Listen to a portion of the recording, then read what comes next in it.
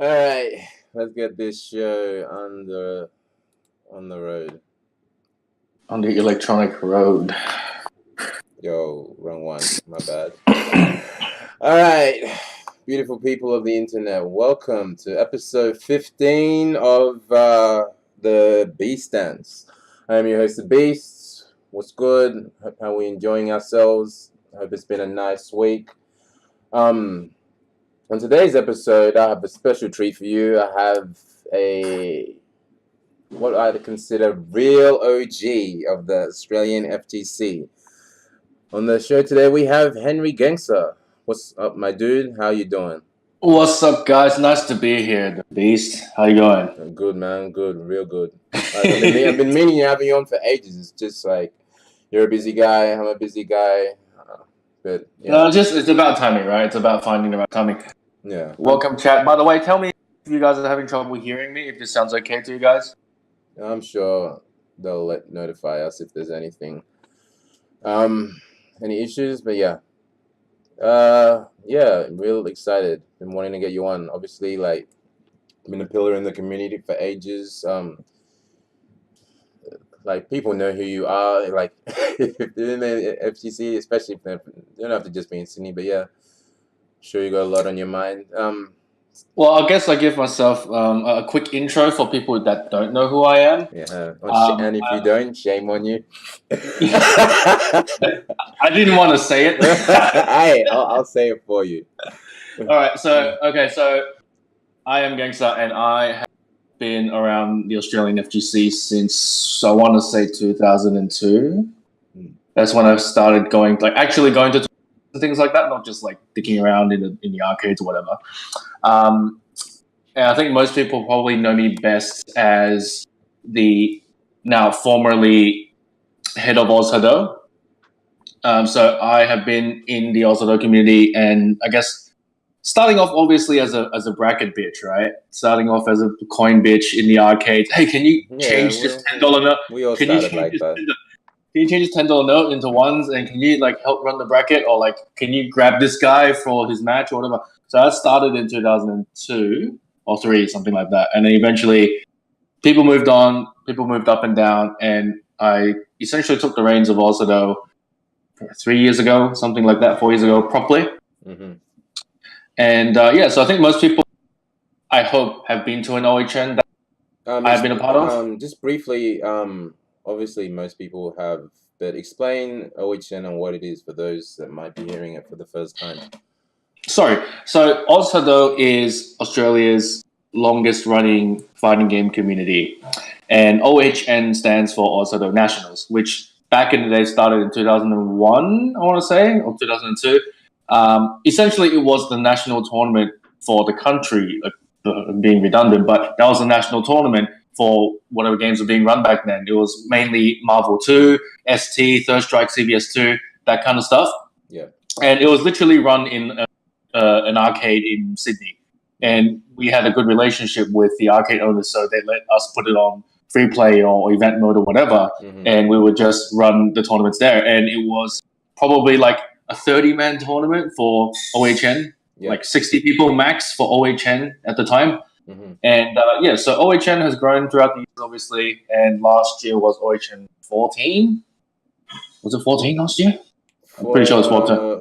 Yeah, don't quote me on this. Like, I should know this too. I've been going to a lot of them, but yeah, don't quote me. But yeah, so OHN 14 was the last spearheaded, and I'd like to say that I'd helped it grow, and I guess help the community grow over the years. But essentially, I am no longer part of OzHadou, but I'm probably best known as the OzHadou guy, basically. Yeah. The people see me, they associate me with OzHadou, and also probably now known as the Third Strike old man.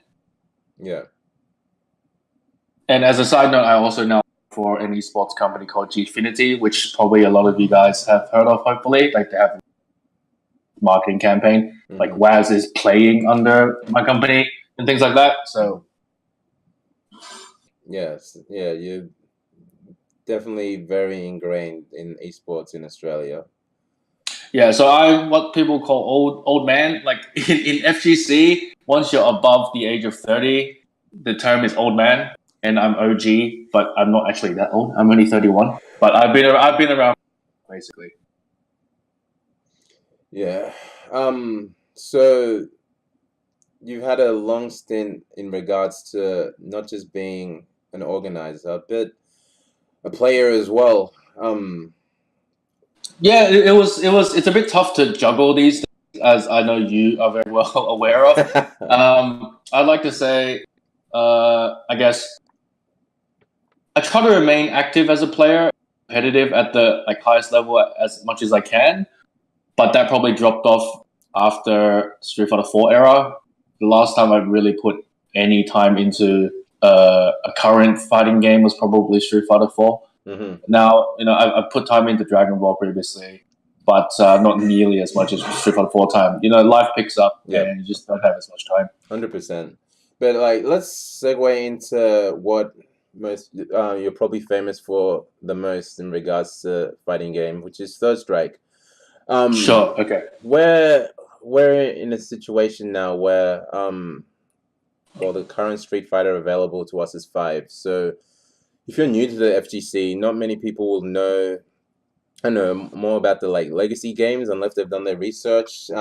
Third Strike, even till this day, maybe not in Australia, but other parts of the world, has a very, very hardcore following. Yeah, absolutely. It's one of those kind of cult games, I guess. Yeah, I was actually going to use that term. Yeah. Not many games, fighting games have stood the test of time, like Third Strike and actually ST as well. Mm-hmm. They still have very, very active communities across the world.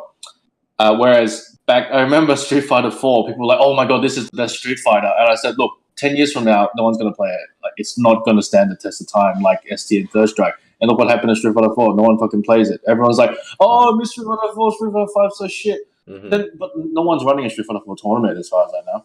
You know what I mean? Mm-hmm. Oh, they're rare, but yeah. You know what I mean? So Third Strike is one of, because it's so different from a lot of traditional Street Fighter games. People either really, really love it or they really, really hate it. Mm-hmm.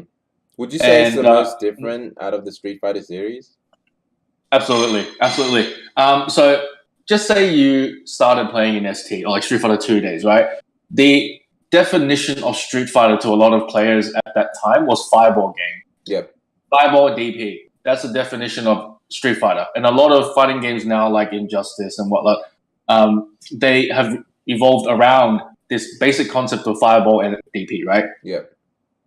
But you throw all that out the window in third because fireball game is almost non-existent because of the game system. Mm-hmm. There's this parry in that game. So a lot of old school players didn't like that game. I'll name drop someone that stopped playing fighting games when Third Strike. That's Human. Really? Human. Yeah. He didn't like it. He bodied everyone at the start, but then he was like, "Oh, I've got 50 win streak on week 1." Mm-hmm. And then oh fuck, this game sucks. There's no fireball game, and he went to play WoW for 8 years or whatever. So it's not for everyone, and it is quite different. So you can say I like to describe it as a very good fighting game, like a very, very, very good fighting game, but it's not a Street Fighter game, if that makes sense. First time I touched the game was at the arcades, and granted, there are very few fighting games that I dislike, but Third Strike has a very unique appeal to it. It's just it was very, very different to any Street Fighter game I had played at the time. I just when you incorporate the parry system, the ability to choose two different supers. The characters to that game was so unique that you had not really seen them before. It was very it's not a Street Fighter game, right? Yeah. Mm-hmm. And visually that game is stunning. Even till today, it still lives. It still lives up to the graphics of back then. Mm-hmm. I think it was one of the last CPS3 games made on that arcade board, and they really pushed that board to the limit in terms of graphics. Other games in that genre would be I want to say Vampire Savior 2, that sort of thing. And there's one other one that maybe someone in chat remembers, but they really pushed the limit of technology in terms of graphics back then and the sound card as well. So that's why it felt much more modern than other fighting games at that time. Yeah, 100%. the graphics were very like unique for a Street Fighter game. And the thing is about Third Third, like Third Strike, right? The game system, like you said, is very, very different to anything else. I mean, I can open a can of worms about how some of the system in Third Strike was already in the Sailor Moon fighting game from like 1994 or whatever. But let's not open that can right now. Oh yeah, we might have time, but yeah, we might have time. But what amazes me the most is because of such a dedicated community around the world. Yep. People are still finding new tech for this game that came out in 1999. That's how deep the game is. Yeah, people are still finding out new tech. It helps that it's much more accessible now with previously online edition on Xbox PS3. Now there's 30th anniversary on all platforms now, right? Yep. And to be honest, the 30th anniversary is probably the best port that we have available. It's not arcade perfect. It is not arcade perfect. I'm not saying that. It is, but it is the most accessible and closest thing to arcade port that we have, and the online is fine. It's absolutely fine. When you say not arcade perfect, there's actually a difference between the arcade version and the console versions. Yes. So even the old school console versions that they initially came out on, like So there were old versions like Dreamcast, PS2, and then Xbox 360, and Xbox same era, the Xbox like the original one. And then the next era was like Xbox 360, PS3. They're all a bit different. So some of them had different speed, like 10% different or something like that. Oh, wow. And then some of them didn't have some of the quote-unquote bugs that were in the game. So some of the quote-unquote bugs would include, getting a bit in-depth for people that haven't played, but for example, Akuma's forward middle punch, the chop overhead that he has in every game. In Third Strike, that move is store invincible. Oh, and technically it's a bug. It's not supposed to be, but it just became ingrained in the gameplay. And then in like I think in the PS2 version they took away that bug. So like there goes a strategy for Akuma players. So that's not arcade perfect. And like Urian unblockables, Aura unblockables, where you put the Aegis or you put the ball in front of them and you jump over. In Third Strike, that's a legitimate unblockable because it's left right, and that's technically a bug. And then they took that out of some of the console ports as well. They actually released the version B on arcade. Like they shipped out version Bs to all the different arcades in Japan, and no one played version B because no one wanted to play a version with no unblockables and shit like that. So version B died away. Interesting. So that was like a patch. That was like a patch.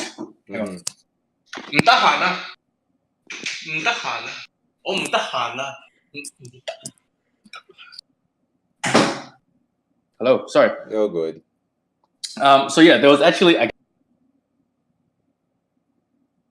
to the arcade, but that sounds weird. Sorry, essentially dude, hard. You're cutting out a little bit. Hello. Yeah, you're good. Just start again with that. No, so like it's just funny to unpack.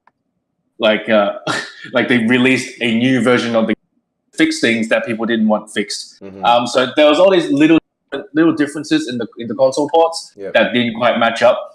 And then now with 30th anniversary, it is very, very close to arcade. It just feels a little bit different. I'm trying to remember. There were some differences, like things like input lag. You can't it because it runs through HDMI now, right? So there are things that you can't avoid. But otherwise, it's probably the best port we have. The netcode is great. Probably the best netcode we've had. It's very similar to Street Fighter 4 netcode. Which is very, very playable. Absolutely playable. Especially for people in Australia where the connection is, like the player base is very sparse. So being able to just play online with someone from Melbourne is already very, very good. Okay. For the life of Third Strike, did it receive? You mentioned like the B port or whatever. Did it receive version B? Yeah, version B. Did it receive balance patches? No. Version B was the a balance. Yeah. No. Okay. So characters were as is. They only put out a new board to fix bugs. Interesting. Because there was some games freezing the game and shit like that, like old arcade games. Right? But it's funny because all of that shit is tournament legal. almost all of that shit is tournament legal. If you if you freeze the machine, then it's not. But there are weird bugs that freezes characters on the screen, and they're tournament legal completely. Wow. So it's funny because you hear like about the stories of Third Strike, and like it came in a generation of fighting games where before where we had the in the current climate of like, you know, let's patch this game because the community is not happy with this character, or like this Yeah, like Mhm. as an OG, I really don't like when they patch things too quickly or too Obviously that's my sense. eagerly. Like some companies kind of overdo it in my opinion. I mean, not to bring up Yeah. Tekken like I always do, but you know, I think Tekken has a good stance on it, whether the patches are not too frequent. Like, Yes, I I agree with that. Like, but and then you have Nether Realms where they patch it every single month. But yeah, then yeah. So Street Fighter 4 was okay. Like yearly patch is fine, I guess. But it's also like I think we kind of got used to it. Yeah. Like in this day and age where it is easy to patch things like that. But I'm always at a stance where it's like just learn the matchup and get good. Like I had to do that dollar by dollar in the arcade. Yeah. And that's just all it is. Like if you don't want to lose this match and you don't want to spend another $1, then get good. Like literally, just get good. And now we can get good for free. Like there's no need to like complain about, oh my god, 3 frame. Yeah. Oh, why is this move +2 on block? Who cares? Like, why is this guy blue? Like, fucking, why does why does the human body need water? You can't just patch out water. Like, get good. Just get used to it. Yeah, 100%. Like I'm more of the advocate of less patching unless look, obviously you could bring it up better than I could, Gangster, but like if there are characters in a fighting game where they are kind of not there's always going to be high T's and low T's, and characters that are not viable at all, only in instances like that where I'd be for a patch. But aside from that, I'd say like let the game have time to develop, because like you said, even now. But okay, but it depends on the system also. Like for example, like I'll use Third Strike as an example. I'll also use ES2 as an example. Like Third Strike Sean is, I wouldn't say it's unplayable, but there's no reason to use him when Ken is in the game. Yeah. Ken does everything that Sean does exactly the same, but 10 times better. So for the Street Fighter guys out there, Sean is, okay? So down middle kick, heavy Tatsu doesn't combo. And heavy Tatsu on hit is -frame. So like that's what I'm talking about. Like that's how bad this is. There's no reason to use him, but because of the game system, which is parry, you can still play him if you'd like, right? Yeah. Okay, and then say for CVS2, that game is like a 6-character game or like a 9-character game until people found out the tech of roll cancelling. Yes. Do you want me to explain what roll cancelling? Please explain it for people who don't know. Okay, so in CVS2, I hope you guys know that you can choose one of 6 groups or super bars which have their own characteristics, right? So 3 from SNK and 3 from Capcom. Yeah. And if you use S groove, you have N groove. Sorry, you have rolling. S groove has rolling too. I'm pretty sure. Yeah. You have rolling. Yeah. You have rolling from the King of Fighters series, right? And rolling is invincible. So invincible startup, and there's a bit of a recovery. And people found out you can cancel, or I guess Street Fighter guys call it Kara cancel, the startup of the roll into any special you want. So effectively, the invincible frames from the roll carries over into the special. So you can make any special invincible, like fully. So even shit like Blanca Ball can be invincible the whole way. Yeah. So when roll cancelling was found, then people were like, hey, I can use shitty characters and use roll cancelling to advantage. And then it became like a bit more fun. Yeah. The game kind of died when people realized it's a 6-character game, but then roll cancelling was found. And then because of the game system, unplayable characters became playable. But if the game doesn't have such a system like parry or roll cancel, then I agree. Like, buff them a bit. And I'm not a fan of nerfing anything. Yeah. I 100% agree with you. I'll prefer buffing lower tier characters and nothing the higher tier every single time. Just buff everyone. Yeah. Like just buff everyone that needs to be buffed, and that's it. Like you don't need to nerf anything, because if you nerf anything, then people are gonna complain anyway. Like, oh, my character got nerfed, or like they might make a mistake, and then they'll have to change it back. So buffing is just buff everything. It's fine. Yeah, it's fine. I think it's a shared opinion where you want, like, as far as excitement goes, you want everyone to be crazy, as apart from like nerfing everyone to be decent. Like long term, I think it helps the longevity of the game. But yeah, that's interesting. I'm not sure how long into the game of CVS2 that role canceling was found out, but obviously. So I want to say like maybe 3 or 4 years into the game. Oh wow, it took a while. Then. Yeah, maybe 3 years. Maybe, don't quote me on that, but I want to say like 3 years. So obviously more than 1 year. Yeah, more than that. More than 1 year. Like because it was only arcade, right? People couldn't really go home and grind out in the lab or something like that, right? And then back then, internet wasn't really a thing. So if you were the guy that found out canceling, you wouldn't share that shit, right? You wouldn't joke it. See, like, right?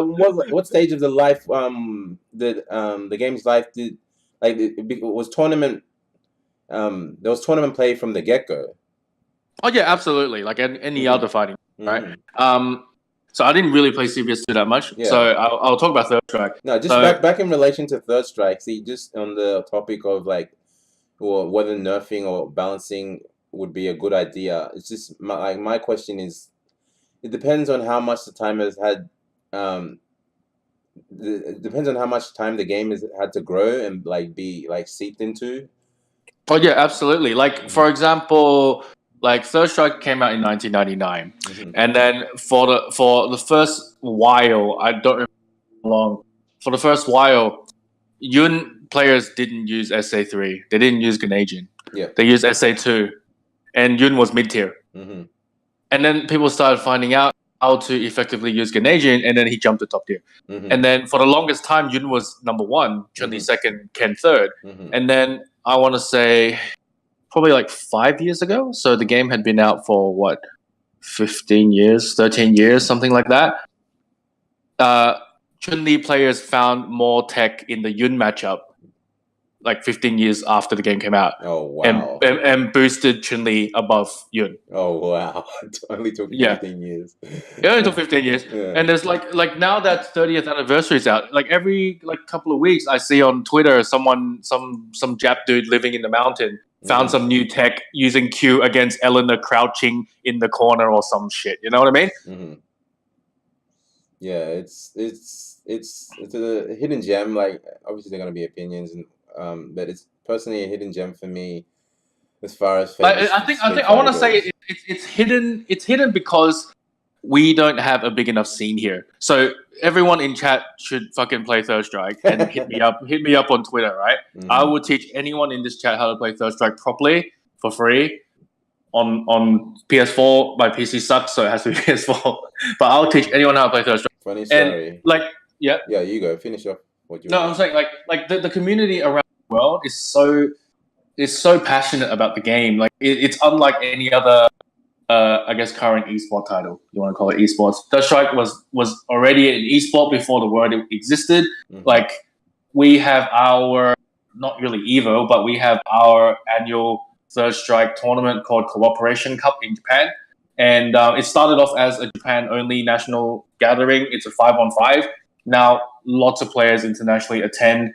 Think about this, right? It's a 20-year-old game. This year's Cooperation Cup had, I want to say, 600 plus players. Yeah, for that is Third Strike alone. For Third Strike alone, a 20-year-old game, and it's a 5-on-5, right? I have entered Cooperation Cup once. And I want to go back again, but I just got a new job and I can't take leave. But it will be growing. It's growing every year, more and more. And yeah, like people fly out all the time to Japan just to play. There's no prize money involved, no fame, none of that stuff. It's just purely for the competition. It's just purely for the competition. And like even in America, they have tournaments. I think recently, was it CEO? Not CEO. I want to say it was a recent US major. Name some of the US majors recently. I'm trying to remember. Evo, final rounds, combo breakers. Combo breaker. I'm pretty sure it's combo breaker. Mm-hmm. I think Chris G won combo breaker and third strike. Yeah. I don't rate him as a player, by the way. Mm-hmm. Not a third strike player. It's funny. The trophy they gave him was a walking cane. Mm-hmm. It was pretty good. I remember. I know. It wasn't combo breaker, but I remember the walking cane as a prize. The major escapes me, but it did happen recently. So yeah. That made me. Yeah. But I'm just saying, like the community is passionate around the world, and I am happy to teach anyone anytime how to do it properly. The game is very, very deep, and a lot of people quit because of that. It's execution heavy, so I'm not going to sugarcoat it. It's execution heavy, and there's a lot of tech, and you will lose a lot at the beginning. It's a type of game where if you're playing someone better than you, you will lose, 100%. But the payout is worth it. Like the amount of fun you have out of it, like far exceeds the amount of fun I've ever had with Street Fighter 5, even Street Fighter 4. Would you say, given you've delved probably not as much into Third Strike, but a little bit with the other Street Fighters, it's the hardest Street Fighter out that's ever come out? This is gonna sound funny, me. Mm-hmm. Execution wise, I want to say Street Fighter 4 is harder.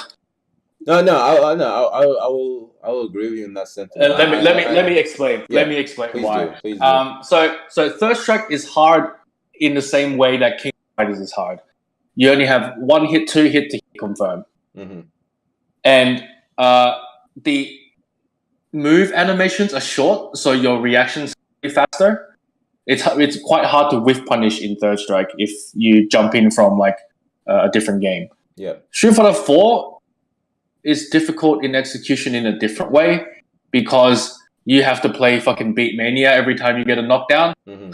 So like you knock them down, you have to jump heavy and then input like 20 different commands at once. Mm-hmm. Otherwise, like if you don't do it, you're at a disadvantage. Yeah.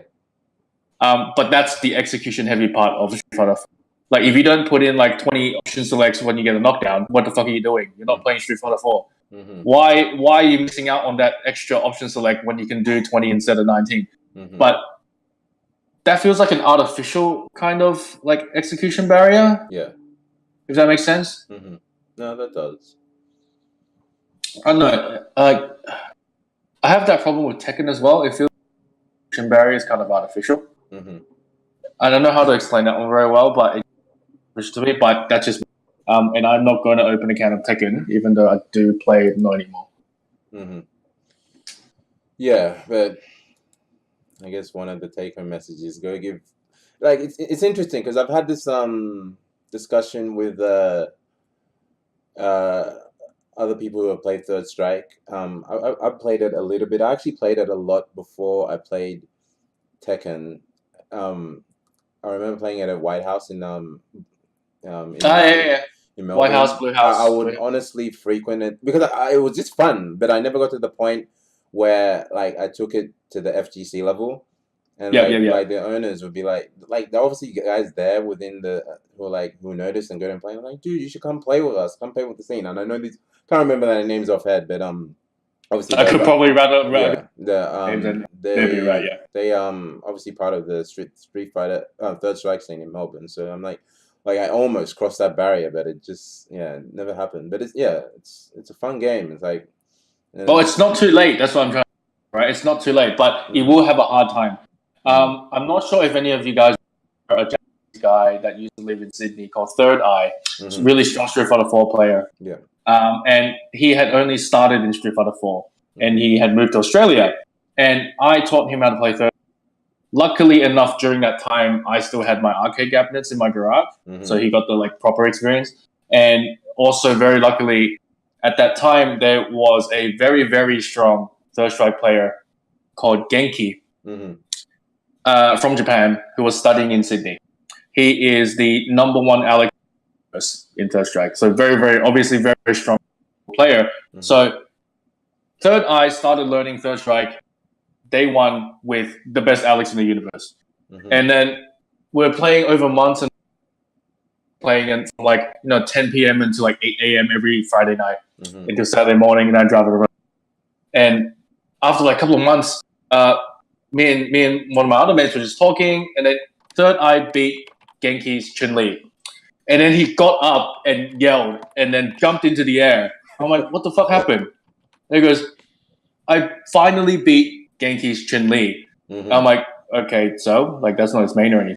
Yeah. Goes, oh wow. He goes, against you and Yohei, people in the chat might know Yohei, like plays with me. He's my, I guess, training partner, best friend, rival.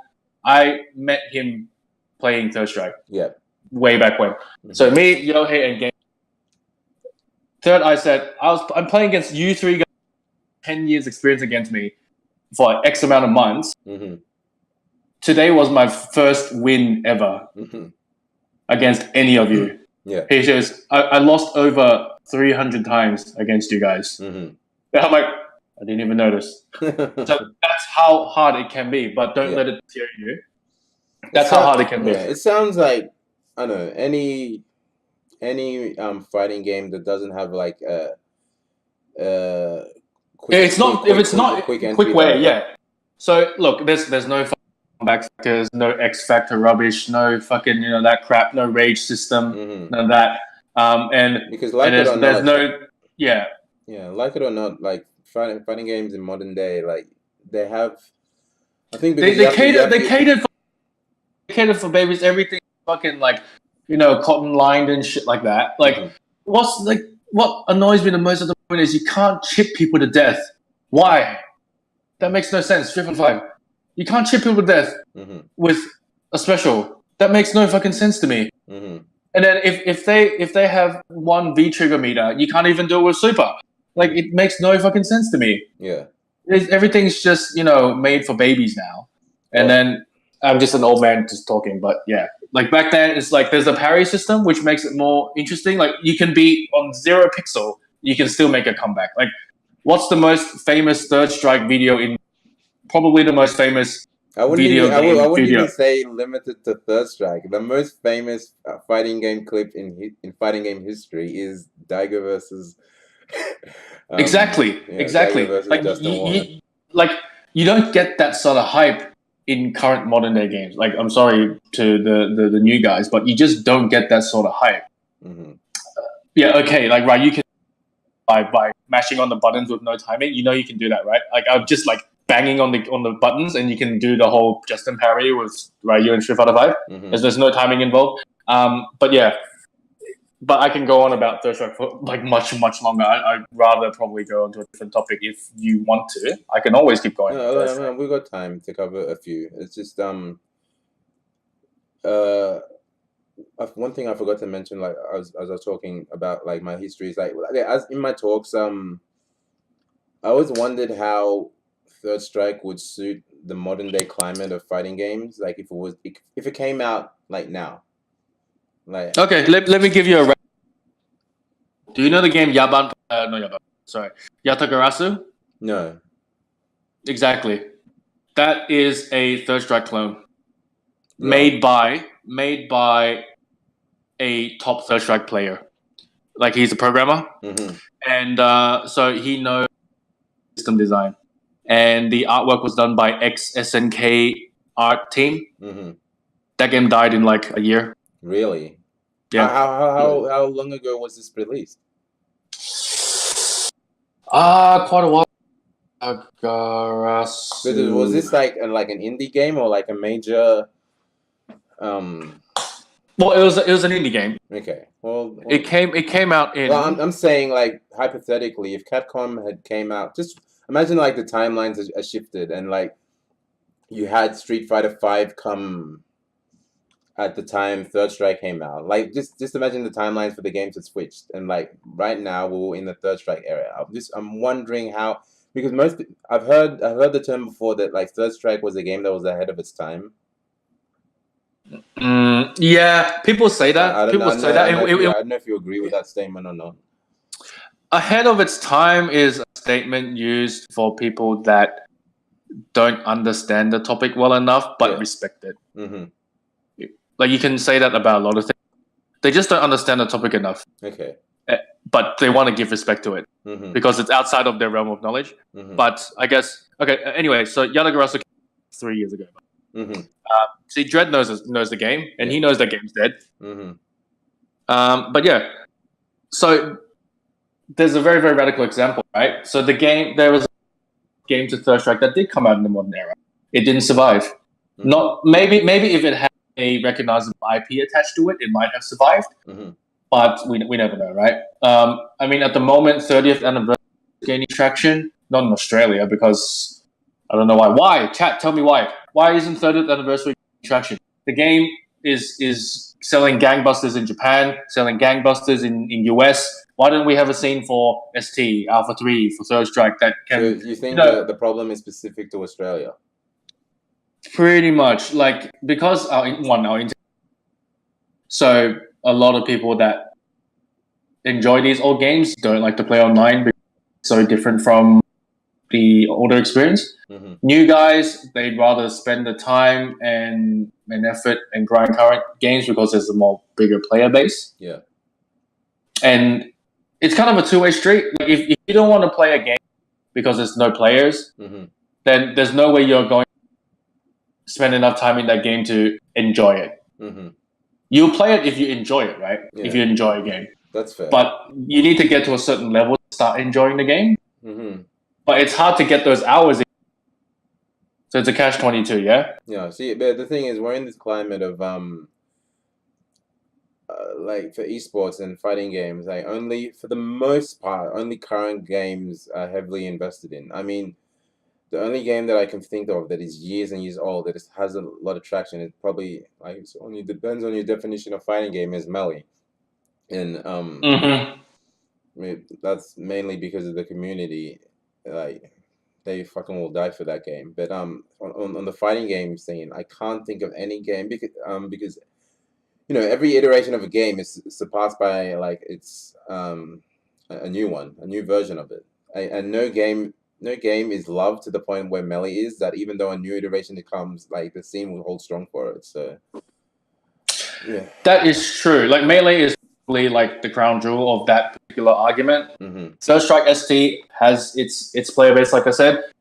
Like, okay, put it this way: Third Strike in Japan is Melee everywhere else, right?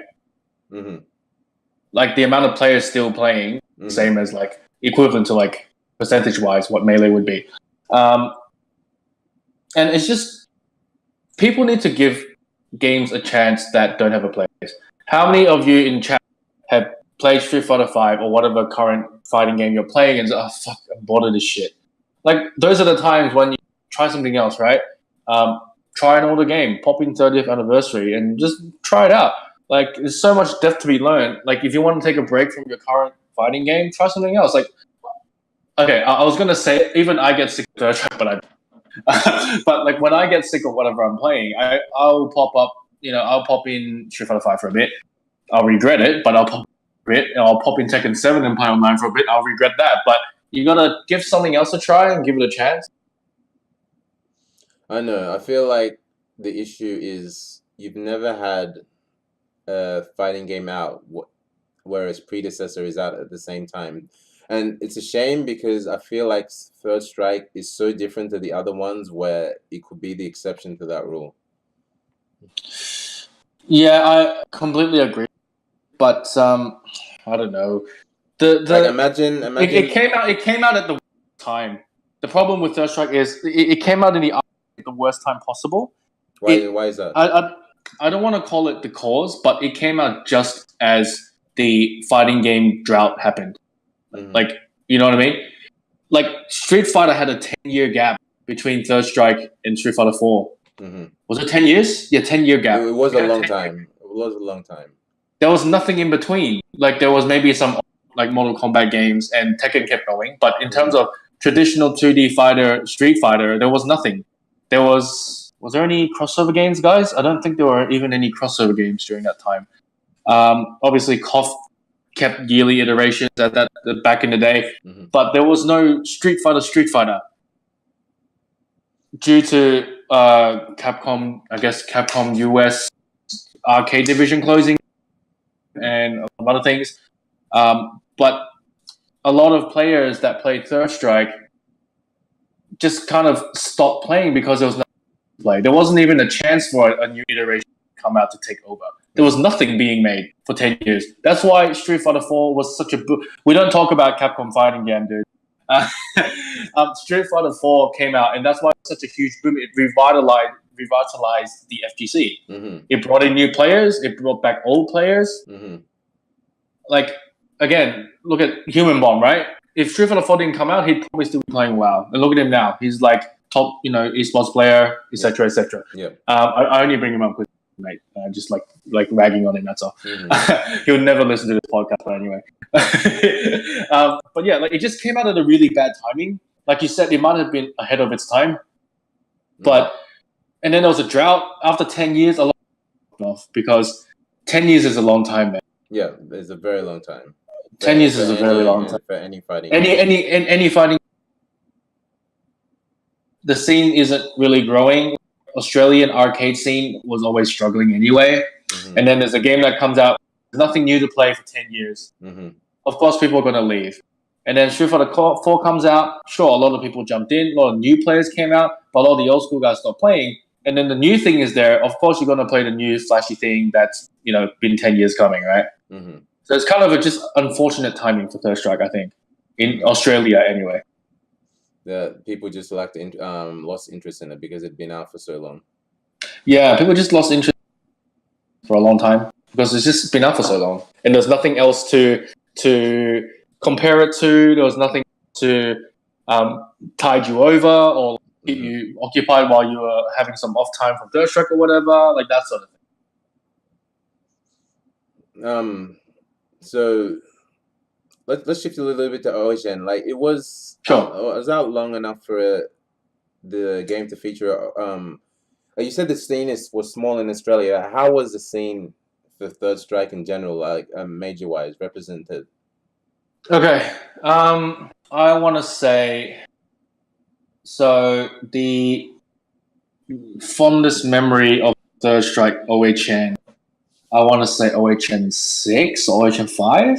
That's one of my fondest memories. Of course, there were Third Strike tournaments prior to that, but I wasn't as ingrained during that time. But brackets back then were like 40-man bracket, maybe 50-man bracket, something like that. Yeah. And everything was right, so it's hard to keep track. But it was mainly really for Third Strike anyway. Sydney versus Melbourne show always. Sydney versus. It was always Sydney versus Melbourne. Yep. And that also extended to CVS 2, and Marvel 2 was Queensland versus Sydney. Melbourne didn't really have a. But yeah, so it was always interstate rivalry was always there because it was our national tournament, and then now all the majors are featuring, partly my fault, featuring Daigo, featuring Margot, and it's less about interstate rivalry. And I wanted, as much as I was happy that OHN grew to an international level, I kind of want to see it kind of come back down to, interstate pride and that sort of. I think you're not alone in that sentiment, man. Like I'm always going to be for the progressive growth of the FGC to the point where like what was national majors have become international, but part of me still hungers for like going to OHN and I can't wait for Melbourne to fuck up Sydney, and I'm sure you guys feel vice versa. Exactly. I don't feel that sort of because like I said, God bless the presence of internationals and the growth of the scene, but it depends on your point of view because it becomes less about that and like can Australia take on the internationals. Like I don't feel the current players have that fire that we used to have, and there's some funny stuff. Old school OHN happened with CVS 2, what happened with Third Strike, and all that sort of stuff. I'll give you some highlights. For example, I forgot which year, CVS 2 tournament, and Melbourne's been training hard. A player called Auric, and then some other players as well from Melbourne come up to Sydney for OHN, go to our arcade, which we had to play at. Yeah. And then Sydney's been training on home ground advance sort of thing. And then Auric sits down, starts to warm up for the tournament, and then he turns to Ziggy. I'm not going to... this is a long story. No, we got time. We got time. No, I'm just saying, I don't want to... much. It's too long. Basically, Ziggy's the co-founder of OzHadou. He was running tournament. Auric sits down on the arcade, starts practicing, turns to Ziggy. Dude, the game's on the wrong speed, man. Oh no! So Sydney was practicing on one speed in the arcade, and Melbourne was practicing on a different speed. Oh no! I'm so before the match. Yeah, and then we couldn't do anything because we had to choose the speed, right? We had to choose the speed. It was game speed, and because there were more people, obviously, that were used to game speed too. Yeah. The Melbourne players were very kind to let us use game speed too. Oh wow! And that's when we were like, fuck it, we need to have a IRC channel to and a forum and all that shit. What else? Third strike tournaments are always fun because topics always have a unit, right? Yeah. And whichever city that unit's from, the crowd would always go nuts. And every time Grenadian happens, you always hear the A, right? And it's just see which side is louder. Yeah, 100%. It's good. I forgot which year it was. Melbourne won OHN third strike, and then the player Akira was just taking photos, just basking in the glory with his trophy. The trophy was a figure of like a statue of I think Ken or whatever, like a Street Fighter character. Yeah. And they were just dicking around in photos and stuff, and then he broke the head off the fucking statue on the spot. Oh my lord! Just stuff like that. Just like old stories, things like Justin Wong came and raped us in the ass in every single game. I remember that. OHN that was 7, 8. That was the first OHN I ever attended with B-Boy Phoenix. Oh yeah. Yeah, that was the very first OHN I ever attended because I remember that OHN. Yeah. I know how we're going down a rabbit hole because I can't remember exact dates, but I've been playing Tekken at the arcades for like a year or 2 years, and we had a Melbourne player by the name of Cyrax, strong player. I remember Cyrax. Yeah, and he had played at OHN. He went by himself to OHN the previous year, and there was footage about that. He came back and there's this tournament at OHN. I'm like, what's OHN? It's this Melbourne major. I'm like, okay, we find out, there's a Sydney scene and it's strong as hell. So I'm like, yeah, we decided to go next year. Yeah, OHN is home to so many epic stories, being Australia's longest running major. Absolutely. I mean, I hope I sincerely wish the new team well, and they're going to, I'm sure, get out of the park. I'm still going to be in the scene, obviously. I'm still going to help if I can, but I will now officially be the hermit in the corner playing third strike, right? Which is fine, and I can concentrate on every OHN well in third strike. I'm like, you try fucking running OHN and playing. And I'm sorry, Dread, that Tien won fucking BAM 10. Did he heavy kick Tatsu his way to victory? Who knows? I wasn't around for that match. One of the old school culture things about OHN, and I think it's an old school culture, and you kind of harped upon the fact that you feel like players in this generation aren't as hungry, and it's yeah, I don't feel it. I absolutely don't feel it. One thing that specifically it happened in OHN a lot is you saw the massive grudge matches and the massive exhibition matches, and the massive money matches. Which were a great thing of our time. You really don't see them nowadays. Yeah, so let's touch upon what definition chat was saying about Atman and Toxie versus KG. That was the last time I felt interstate fire. And that was during a time period in Street Fighter 4 as well. That money match was in Marvel 3, but that was during a time Street Fighter 4 when we used to hold not state of origin, but basically like 5-on-5 state matches for Street Fighter 4. Usually Sydney versus Melbourne because the other states didn't exist for Street Fighter 4. And then the winner would get a plaque. And then the plaque is kind of like your Ashes kind of plaque, and then it has little like engravings on it. So each year it would say like OHN 5 Sydney wins or whatever, and then BAM whatever Victoria wins, and then so each year you would get it engraved, and then the winning state would hold it. Yeah, I still have it in the garage. Oh wow! I still have money. We had one big plaque. I still have it in the garage somewhere. And it just stopped. Like that sort of tradition just stopped. Like I reckon that would be really cool to bring something back. I don't want to use the same old Street Fighter 4 plaque, but like something of that idea would be really cool. Just pass it along every right. Something like that would be really cool. Yeah. So what was the biggest grudge match or money match that you've seen happen? Absolutely, the Ant-Man Toxie versus. So that you want to give us a story behind that? Okay, so it started on OzHadou forums. I don't know if your kids use forums anymore these days. A lot of them don't. But the OzHadou forum it's all Discord, right? Is an epic piece of fighting game history in Australia.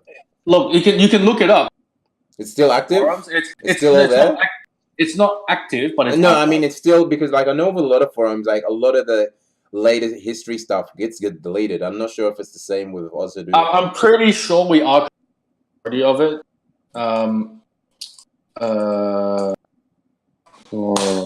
pretty sure we did archive it. Let me take a quick look. I found it. Yes. Because I know like the Tekken Zaibatsu forums, like a lot of the old stuff, all the juicy stuff is gone. Oh really? Oh yeah. I remember. Let me do it with you. So basically it was KG from Sydney talking shit about Ant-Man, I think, or somebody, in regards to like Marvel 3. And then it all escalated into all that sort of stuff. And this isn't exactly the right thread. But it's something to start on. I'll put it in the chat for you guys. Yo, Ant-Man! Ant-Man is here, just as I was talking about the story. You could probably tell it better than me. But essentially what I remember is one of the sides talking shit to each other. Yeah. And that escalated to fucking... How much money? How much fucking money was it? Like, including all side bets. How much was the initial? Well, just if you can't remember the exact figure, just a ballpark figure of like just the money they put up. Altogether, both sides, I think it was like 18K. Something like that, right? 10K. This included side bets. Including side bets. Was it about 10K? No, that's 15 crazy. or something. That's crazy. And Monopoly money. You're right. Monopoly money. Yeah, because obviously that's kind of illegal. So we had to call it allegedly. Yeah. I had to call it a donation match, which people donated to watch, right? And we had the Ant-Man one first against KG, and Ant-Man beat KG, and that was a smaller money match. And remind me, that was like 3K or something, 2K, 3K, something like that, including side bets. So that was a smaller one. The main event was Toxie versus KG, which unfortunately we ran over at the venue. So we're going to push it to the next day. Yeah, these were first to 10s, yeah? First to 15. Oh, first to 15. Okay. Toxie's was 15. No, first to 10, you're right, first to 10. And then we had to leave the venue. So we decided to say, okay, let's postpone it to Sunday. Yeah. And then Toxie didn't want to do that. Because, no, sorry. Was it? No. KG didn't want to do that. Because he didn't want to give Toxie to study his money match with Ant-Man. Yeah. So KG wanted to do it on that night. But because we didn't have a venue, I think it was it Ali's hotel room. We went there, and Yusuf was the guy that was in his fucking backpack, whatever. And they chose people like I think one person from Sydney was allowed to be, one person from Melbourne was allowed to be there, and Ali because it was his room or whatever. And yeah, like Emma was saying, it was the most quiet money match in history, even though it was the largest. Even though there's so much money was on the line, allegedly. Yeah, because they were in a hotel. Right, they couldn't get hype. Can you imagine watching a 10K money match of Marble 3 and not being able to scream, man? Yeah, you know how I react to fighting games. You saw that. And imagine if you're the one that won the money match and you couldn't make any noise. Oh man, that's. And I forgot there was one person in there. I think it was besides Yusuf, but I forgot someone. But everyone else had gone to Chinatown or whatever, right? And then we're all just sitting there waiting on the results. Yeah. Everyone's got their phone out. Everyone's got their phone out waiting for that text. Everyone's waiting for that text. And then we were in a Chinese restaurant, like those Super Bowl. You know Super Bowl, right? Yeah. Super Bowl in Chinatown, fucking 1 a.m. And then there's a Sydney table, and then there's the Melbourne table further in the restaurant, right? Yeah. And then we're just all eating. And then I get a text from I forgot who. And then I said, and I was with an old guy called Melvin, with also Benson was there. I don't know if you know Benson. And they're all eating. And I said, KG1. And then Chetan, Melvin, Benson, me, and whoever, we all fucking screamed our heads off. All the staff were like, what the fuck's happening? And then we look over at the Melbourne table and they're like sad as shit because they get the text at the same time. It was so good. The two tables at the same restaurant, just contrasting emotions. Oh man, that was so amazing. Ant-Man, were you in the? You were surely. Yeah. But anyway, that's the money match that has ever happened in OHN anyway. But so that's a bit of in OHN. But eventually we decided to, because it's easier, and it took a while. Decided to what? Sorry. So it started in the arcade with to move the console eventually. Yeah. But a lot of people did that. A lot of people did that. We had a really tough time. Like especially you fucking Tekken ran. Like you know exactly what I'm talking about. Because look, I for the longest time that I was going to OHN, I agree with you. Like from a logistics point of view, it must have been hell trying to organize Tekken at the arcades while everything else was going on a console. Oh, there's a quick story on that one. Tekken at Galaxy World at OHN in Sydney. And we negotiated with the owner, we're going to put it on free play for you from X time to run your tournament, right?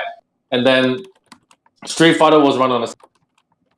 And then when we get to the venue, when we get to the Galaxy World, suddenly he's like, oh, by the way, you need to pay your game. You need to pay what, sorry? You need to pay per game. You need $1 per game. Okay, yeah. $1 per game. Okay. So and then everyone that played had to put in their own $1. Okay. I remember hearing something about this. Yeah. So that was a fucking mess. And then we had things like they also organized events like Evo APAC, which the winner got a ticket to Evo seated. Yeah. Or like things like SBO qualifiers were a fun time. Yeah, I remember that. I don't know if any of you guys were SBO, but that was basically the Evo of Japan, but more prestigious because there was only limited spots. It wasn't an open tournament. You only had 32 teams or 32 players in the bracket for one particular title. And Australia was lucky enough through Sayuk, who used to write for was it Arcadia, I think. So he got Australia's spot for Tekken and Third Strike. And Australia did play in SBO, I think 2 or 3 years in Tekken and Third Strike. And there was times, I remember there was one particular year where we ran Third Strike at Good Games in Town Hall. Yeah. And then we had to run the same qualifier for Tekken in UTS, where we used to hold OHN. Mm-hmm. And I entered both like an idiot. And it's like a 10-minute walk Mm-hmm. or like a 5-minute run, right? Yeah. So I'd be on my phone with my team of 3, Mm-hmm. and then I'd have to sprint to fucking UTS and play my Tekken match. I teamed up with Eddie. The guy that played, the one that played. Remember that Eddie? Does anyone remember that Eddie? Eddie from Melbourne. No, Sydney Eddie. Sydney Eddie. He played Roger Jr. Okay. And I teamed with Scorpion. Okay. Scorpion from Queensland. Mm-hmm. And so there was Roger Jr. Scorpion played. We couldn't have the same character. Scorpion obviously played King. Mm-hmm. And I played Bears back then. Okay. It was team national. Right? Mm-hmm. we did shit. But yeah, that was another. Like I had to run back and forth between 2 venues. Yep. Just to fucking. And who said gamers aren't fit? But that's another story. So I also did a lot of things, but OHN obviously is probably one of the more fonder memories to a lot of people. Mm-hmm. But yeah, so that's OHN, I guess. If you have any other questions about OHN, throw them forward. No, you pretty much detailed the most exciting parts anyway. Exciting parts, but yeah, it's been the longest running major. I think for most people, it's been their first major. How hard has it been to run? Like, just give us the TO's perspective on running a major such as OHN just frequently and trying to get better every year. Okay. Because like just one aspect where I can see where it would have had, because Sydney, like venue wise, would have been expensive. Oh, hella expensive. Mm-hmm. Because Sydney is, you guys have no idea how Sydney is. Like Melbourne, you guys really, really well. Mm-hmm. I'm gonna throw some numbers out there now, but I remember back a couple years ago when Bam was and Shadaloo was at CQ. Yeah. The weekend would cost 15K, 10K. Yeah, for the 3 day, right? Mm-hmm. And that was a very large space, right? Very large space. Mm-hmm. A comparable space would be not only last year, the year before in Wynyard in the Grace. Mm-hmm. You know which one I'm talking about. Yeah, I know. Yeah, I forgot the venue name. That closed down, unfortunately. But that venue would probably be comparable to price, right? Mm-hmm. Also in the CBD. Mm-hmm. That cost us, I want to say, close to 30. Wow, so like almost pretty much double the price. That's ridiculous. Yeah. And then last year at Hilton, mm-hmm. it cost us about 40. Oh my lord. Oh my god. So that's obviously, like, organization wise, that's like has to be a huge hurdle for the organizers. Well, that's why we have a higher entry fee for our monthly. We got to make the money somehow. Yeah, which is understandable. Like even with the exorbitant entry fee that we charged last year for players, it didn't cover everything, man. Yeah, I can imagine. We were by the end of all still in the red. Mm-hmm. Not by a lot. Mm-hmm. Even with our reserves and charging was it $60 we charged per head early? Mm-hmm. We were still in the red, not by a lot. Yeah. See, I think that your average fighting game player doesn't take that into account when they complain about entry fees. I'm like, stuff has to pay for itself, and especially in Sydney where accommodation and whatnot and venue is higher than most other places. Because it has to be accessible as well. Mm-hmm. Yeah, obviously it has to be accessible, and and obviously I want the place to look nice as well, right? Mm-hmm. We did inquire places which are way too expensive, like the new convention center ICC. Yeah, it's funny because the base rate for the room. Mm-hmm. So for people that don't know, when you such as these places, you have to pay the venue fee, and then pay for AV, audio and visual. It's separate. Mm-hmm. Now, the base fee for the room, Hilton last year, and ICC was about the same. Oh, good Lord. Was about the same. But the AV fee for ICC was double Hilton. So we couldn't afford it. Oh, no. But that place is brand new. So that's understandable. And just for shits and giggles, we applied with Star City, the casino. And then they're like, what was it? I think it was 60K. Wait. 60K for Friday. Wow, for just one day. Yeah, just for shits and giggles. Oh, wow. But so that's one of the hardest parts of running a major in Sydney. In Sydney. I can't speak for other places, but Sydney is fucking expensive, man. That's one thing. Second is manpower. There's only so many people that with so much time. Like see, it's interesting you bring that up because Sydney, like I think, like coupled with Melbourne, has always been, Australia-wise, probably the more population-dense FGC communities. So, well, okay. Here's a complaint to fucking step your shit up if you want the community. Like I put out a tweet like a couple of nights ago, like last week, when I officially handed over the remaining gear for OzHadou to the new team. Yeah.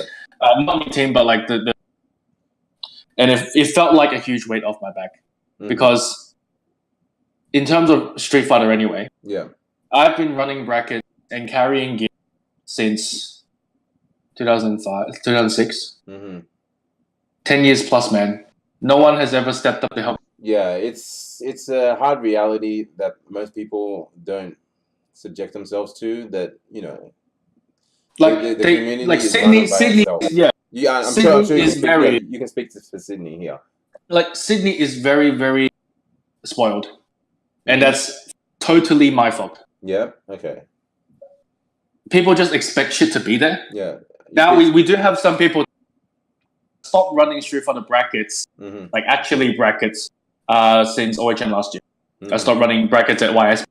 I brought the gear because sure, there is an upsurge of new players and young kids and stuff, but a few different things. One, they might that they can carry all the gear. Yeah. Secondly, they might not have space to store it. Right. And thirdly, I just don't trust young kids with expensive shit. But of course, we didn't pay stuff. It's all sponsors that I brought on board and things like that. But just being like, not everyone has room to carry fucking 10 setups in the car.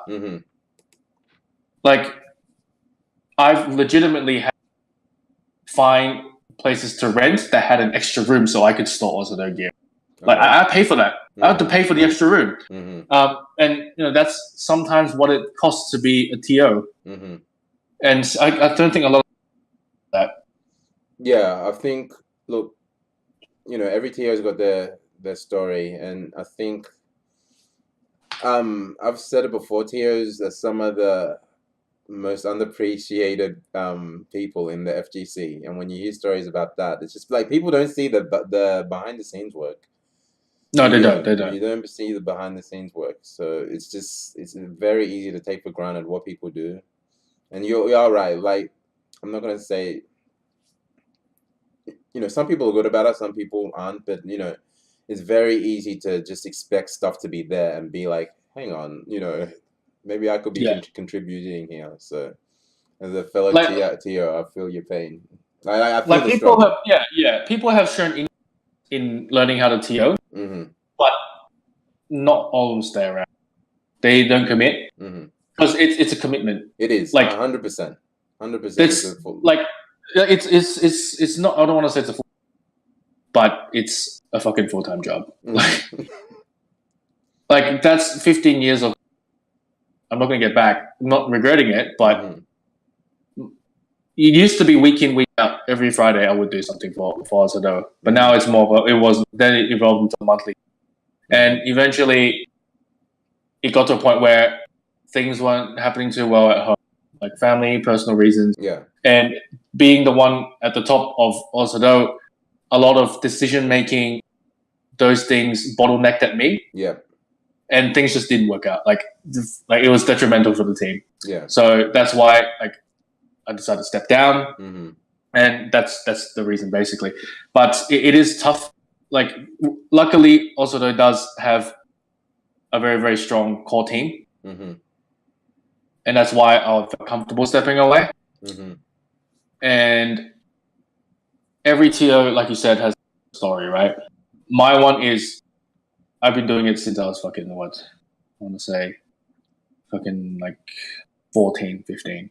Mm-hmm. That's when I started, and I'm just tired, man. Do you feel like I don't know what the answer is. Do you feel like your time in the FGC would have been different if you weren't TOing? Would it have been like more enjoyable, less so? Do you find a little solace in the fact that you TO'd such a massive event like OHN on the regular, or do you just think back and like I might have enjoyed my time in the FGC a bit more if I was strictly just a player? Well, I probably would have done better, like gotten more accolades, probably became a stronger player if I didn't have to run Mm-hmm. the running. Yeah, that But goes I don't regret it. Yeah. But it's really hard to say what I think would happen if I didn't run anything at all, right? It's hard to say because imagine you're in a relationship for 15 years, mm-hmm. and then suddenly you break up with this relationship with someone, and then someone asks you, "Oh, do you think you would have been better without her at the beginning?" Man, it's 15 years ago we got together. Mm-hmm. You know what I mean? Yeah. It's really hard to say. Yeah. Like 15 years is a long time. I was just curious. It's really hard to say. Stronger player, but I don't regret doing what I did. Mm-hmm. I get a good feeling in, seeing people smile is something I get a good feeling out of, and giving people like the whole purpose. When I stepped in, like the direction I wanted to take was to be able to give the fighting game community a safe and organized environment to enjoy their hobby. Yeah. Because back then arcades always had connotation to them. Yes. Like unsafe or whatever. Mm-hmm. Sad, getting mugged. Yeah. And when consoles hit and were becoming more popular, that was the transition phase, right? Yes. And I just wanted people to be able to come in and have fun. Like, and there are certain events like certain particular YSBs that we ran, which gave me that really feel good feeling. I remember one time we were running YSB and a dad came in holding a beer. He was in the club and he dragged along like a couple of 6-7-year-old kids. Mm-hmm. And then he goes, "Oh, what do you guys do?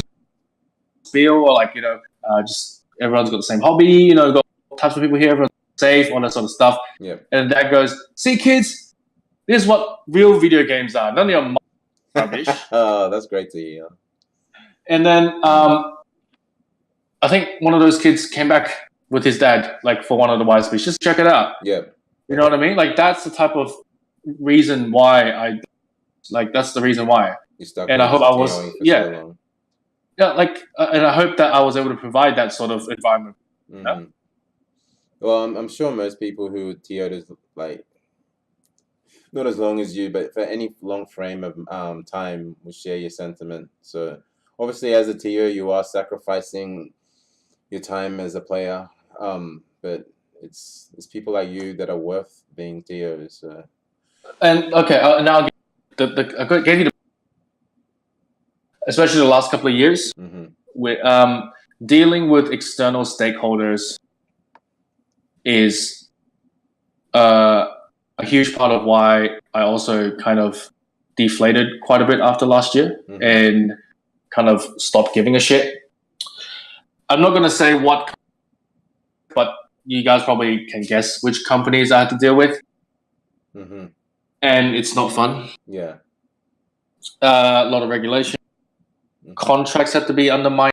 Shit goes wrong. I'm paying. I'm getting sued. Yeah. That's not the type of pressure that everyone wants to handle. Wants to deal with on the regular, 100%.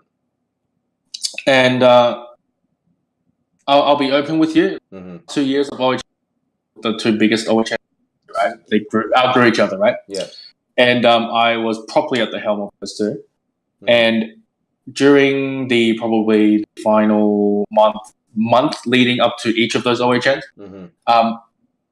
I spent every night crying out of stress. Like, not many people know this. Mm. Almost every night I would cry out of stress. Just the 1 month prior to crunch time. Yeah. Like, it is not a fun time. It really is not a fun time. I wish more people would support the TOs. Mm-hmm. I really, really do. Yeah. And I hope me saying words like give people a bit more better picture on what TOs.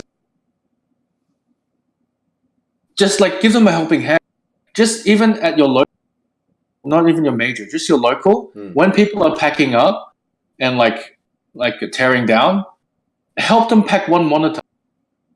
It helps out so much.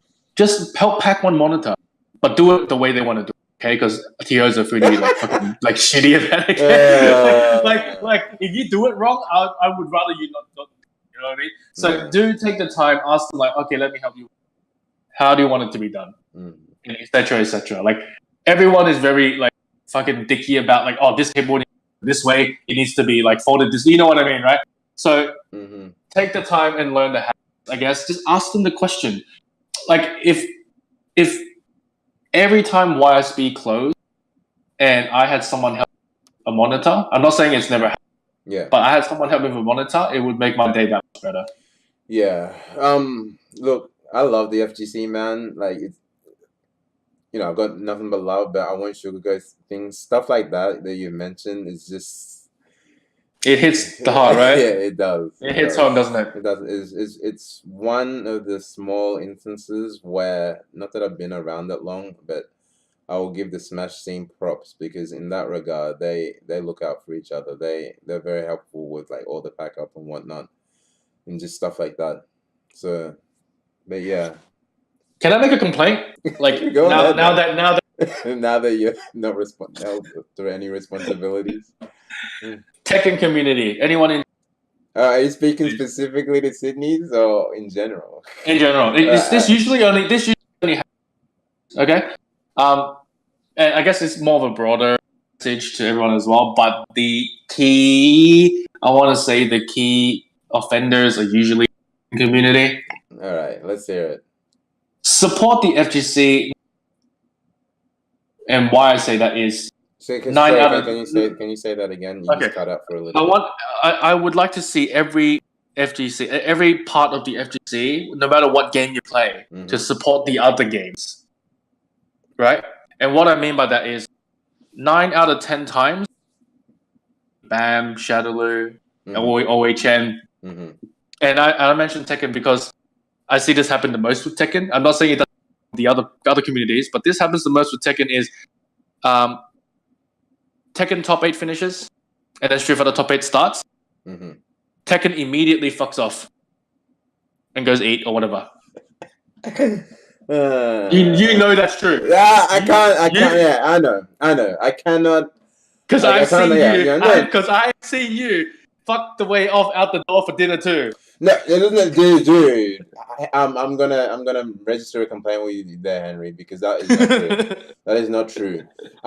If you've seen that happen, that is an anomaly because 95% of the time I'm staying for almost every game that's on. Yeah, I know, yeah. But I've seen. If you've seen that happen, if you've seen that happen with me, that has been a once off. That's fine. That's fine. But so take me off your complaint list. Sure. But you know what I'm talking. Ant-Man knows what I'm talking about. No. Definitions know what I'm talking about. No, I know. I 100% know you're going like that.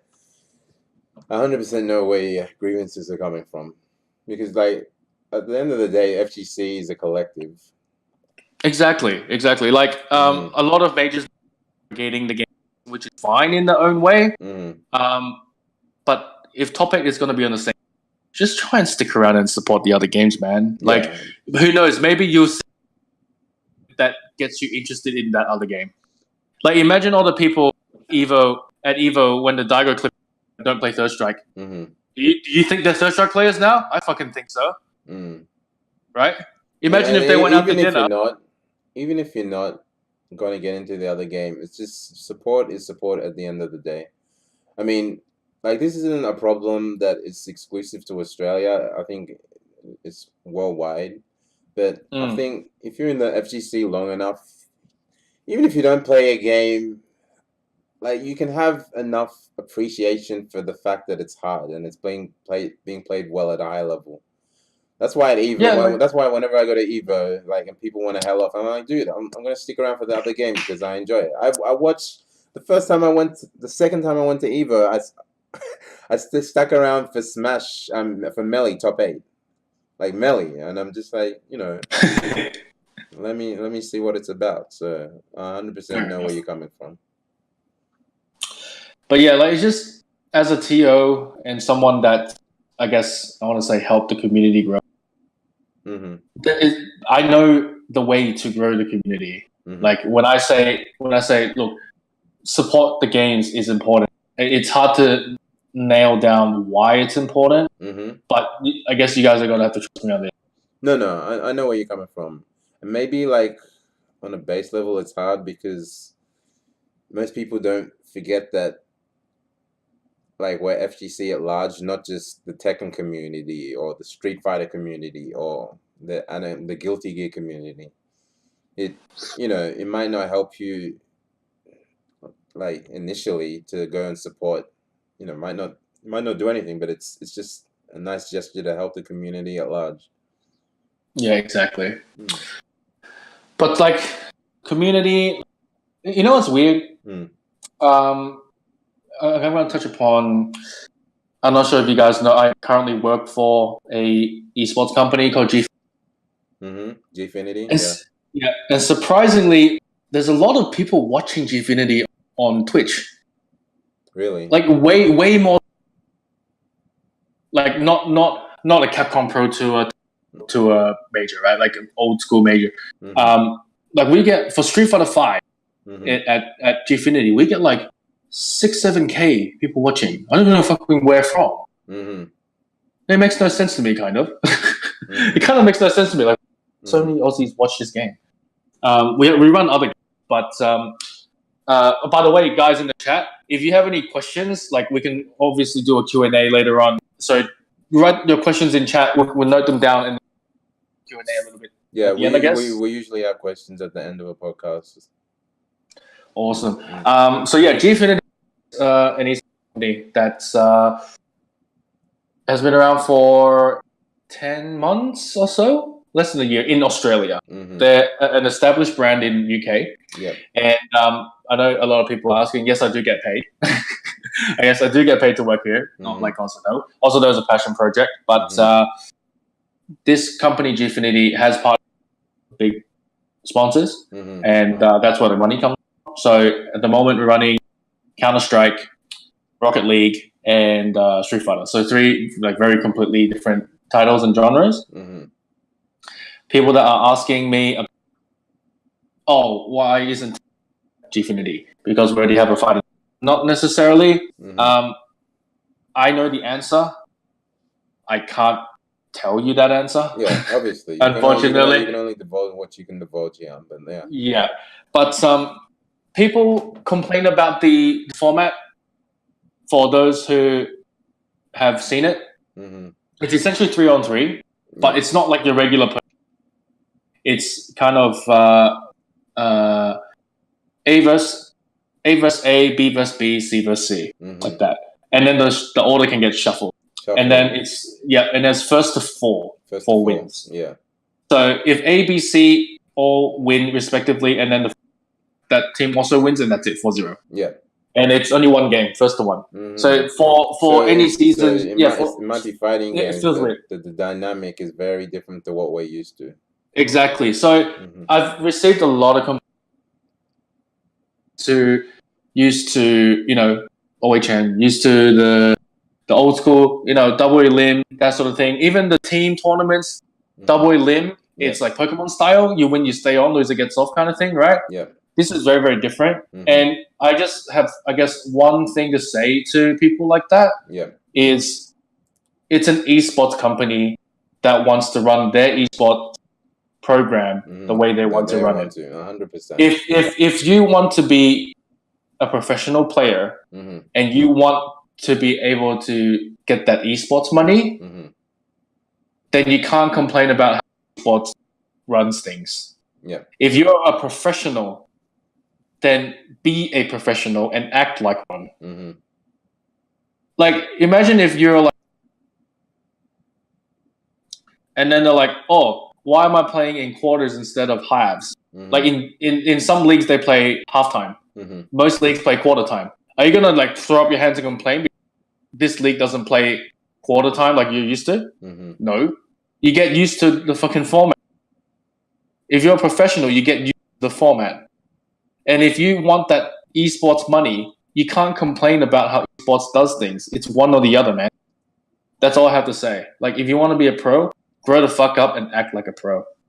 My take on it has always been it's just a separate, different event that, you know, incorporates fighting games, but it just does things differently. I mean, not every single FGC.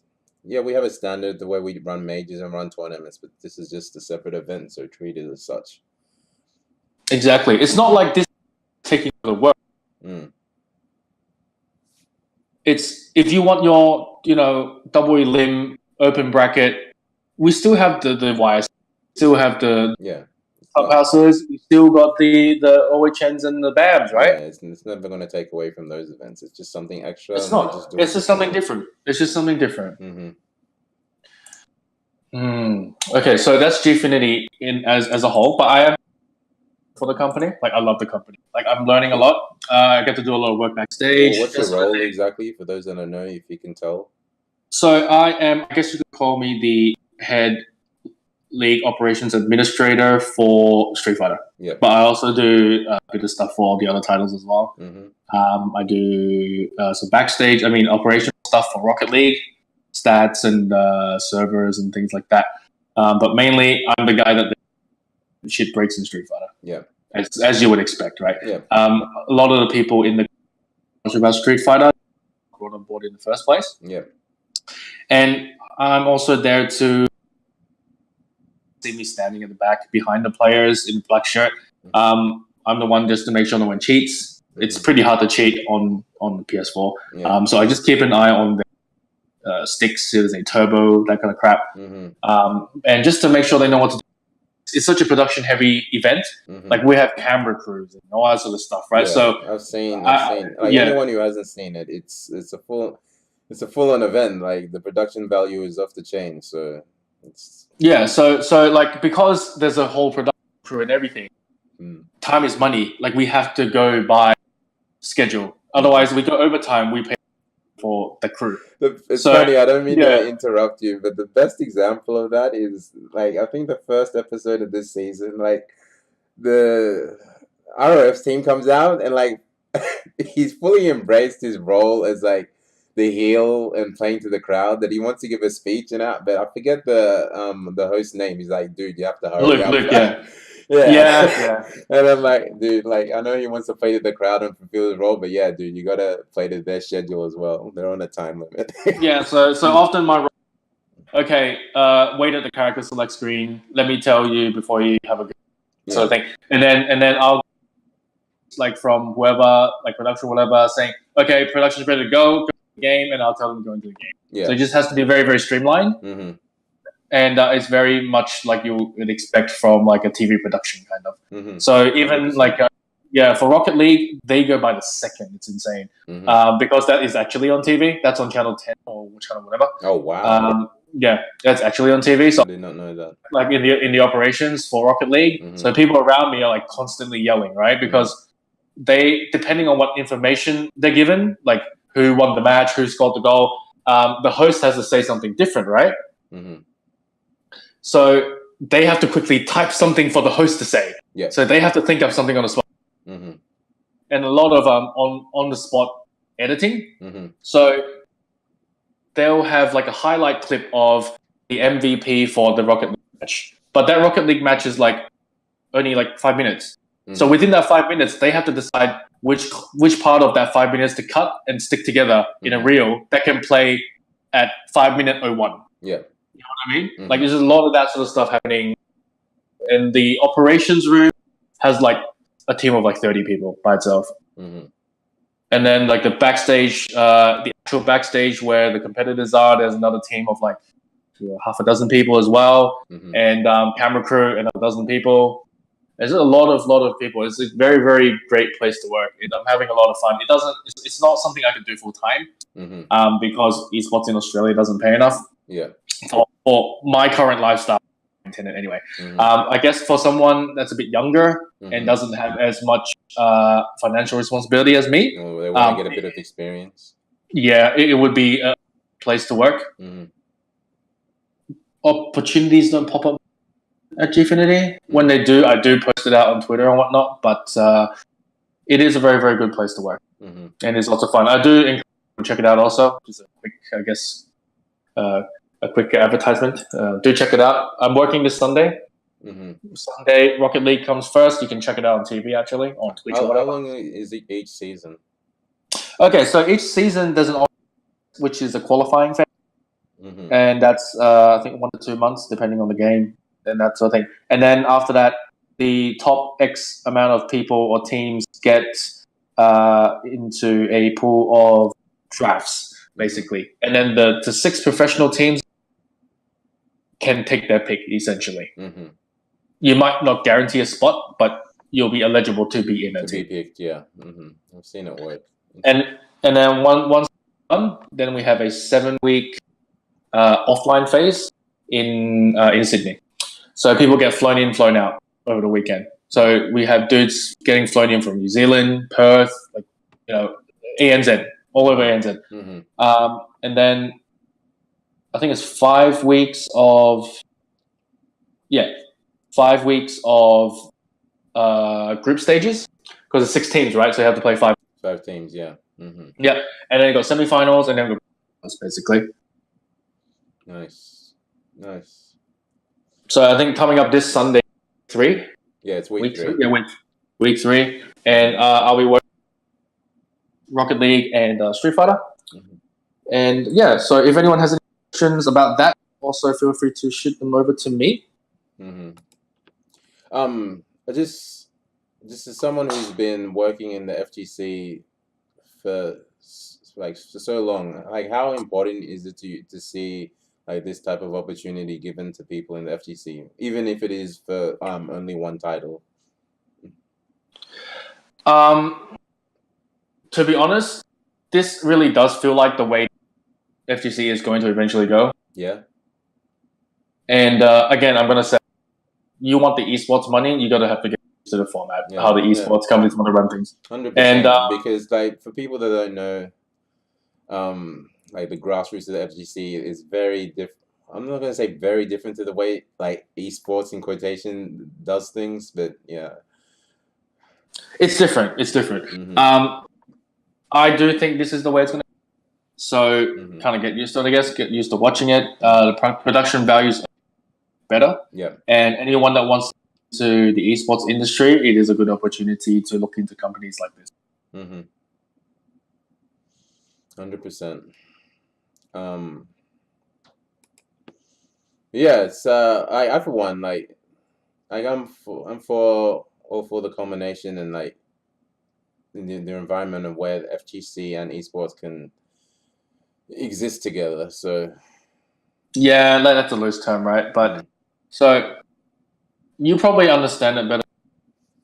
So you just gotta adapt, man. That's what fighting games is about. If you're part of the fighting game community, you should know how to adapt. Whether adapting game or outside of exactly. All these people playing in Gfinity, getting great opportunities, great screen time. 100%. What are you doing for? You know what I mean? Just get in there, get your head in there. But yeah, so that's Gfinity in a wrap. Yeah, like we were saying before, if you guys have questions, feel free to type them up. It can be about anything. It can be about Third Strike. It could be about anything at all.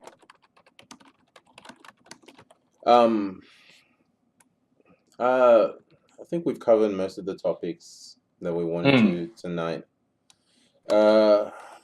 Like I said, if anyone strike properly, hit me up on Twitter. It's just at Genxa, and I also do. Also, my Twitch channel is also Genxa. I think I'm the only Genxa in the world. Explain the origin behind that name, dude, for those that don't know. Okay. this name is from probably 20 before I played FGC. Mm-hmm. It was when I used old Counter-Strike, and everyone would have some dumb shit name. And back then, I thought it would be cool because I was fucking 10 years old or whatever, right? Yeah. To be called Generation. Sorry, and I'll type it out. Generation what? Generation X. Okay, yeah. Mm-hmm. And I'll type it out for people that are only listening. It's unfortunate, but it's like this. Generation X. Shut up.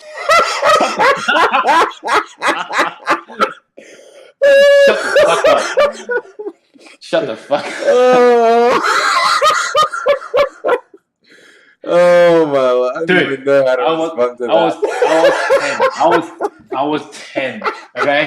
I was fucking 10 years old. Yeah, Dread knows where that. Oh man, what a name! Dread knows where that came. And then back then, whoever was playing Counter-Strike, StarCraft, whatever, would have clan names, right? Clan names at the front. But then my name was too long for the screen, so my friends suggested like shorten it, and then I'm like, okay, how about like GENAX? And it sounded a bit weird, like saying it. It didn't sound really cool. Yeah. So I flipped the X and the A. So that's what it became. And it became, and it is officially pronounced Genxa. Genxa. Yeah, but over the years, everyone just came. Genxa. It doesn't. Wow, and not even pretty much. Yeah. Like I forgot like what it was actually for a while. But like Gangsta is fine. Gangsta. So I guess stylistically speaking, the X should be capital. The X should be capital, but Gangsta is fine. Henry is fine. If it makes you feel any better, dude, I think Gangsta sounds better. Yeah. Oh, it's grown on me, right? So. Yeah. Fair enough. Any questions? Let me see. I do have one question. Yeah. Just as a fellow TO, I had this discussion a while ago with a friend in regards to, because the deal within Australia is we're in a population where we're not privy to that many majors and that many events, more so than as much as internationals. So you find a lot of TOs are playing as well. But in an ideal world, you feel like TOs should just be TOing events. And not entering, you mean? Yeah. You mean because of conflict of interest? Well, that too, and just for the sake of efficiency. I'll give you 2 examples. I don't want to out. Like, I'll give you the conflict of interest example. Is everyone knows with Capcom, TOs can't play the game they're TOing. Obviously for the conflict of interest, but in terms of just efficiency, on a tournament of a less looser scale, I don't want to out my boy, so I'm not going to mention his name, but he was running a tournament. I'm not going to say what it is, so not to give him away. He was running a tournament for the general community, but he had entered 2, and there were a lot of people, and I'm looking at my dude, and I'm like, dude, did you really just enter the tournament? You're about to TO with a lot of people on deck. You're the only TO. And he's like, yeah. And I'm like, I got to a stage where like some matches are being held up and no one is around. Was this in Sydney? No, this was in, I'm not gonna say where. Anyway, like, and I'm just like, dude, let me just help you, TO. And I'm just like, in a situation like that. So like, I realistically, in a situation like that. Sorry? In a situation like that. Yeah. I wouldn't enter. But the thing is, with the events that I run, I know that I have backup people that can pick up and run the brand efficiently without any problem. Yeah. So I've never, besides conflict of interest, that so aside. You think it doesn't matter whether it's a large scale or small scale, the fact that you have the manpower to do so should enable TOs to play as well? Yes, but the TO themselves also should have the ability to recognize themselves. Mm-hmm. That's the most important. 100%. Okay. So I've DQ'd myself from plenty of tournaments because be running. Yeah. Like at that moment. What do you think of Capcom's stance regarding Capcom Cup?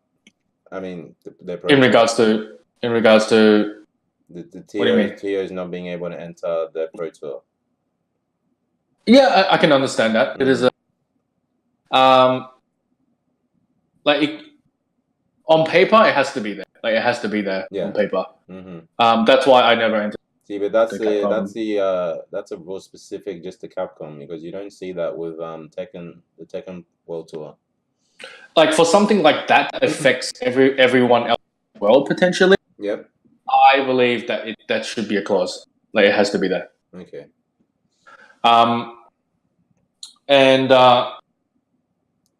you can understand, right? Yeah, I can understand why you do it. It's just, people might have differing opinions on it, and I'm just saying. You know, like speaking on that, they might rig the brackets, right? Mm-hmm. It's funny because a lot of Capcom Pro Tour tournaments in Asia, Hong Kong, Taiwan, have actually been using OzHadou's bracket seed generator. Oh, really? Yeah. Mm-hmm. Like Gamer B, Denise in Hong Kong, they all use the OzHadou seed generator, which is very proudly the most fair bracket seed generator on the internet. That's why they use it. Mm-hmm. It was developed in Korea before he retired. Ziggy, yeah.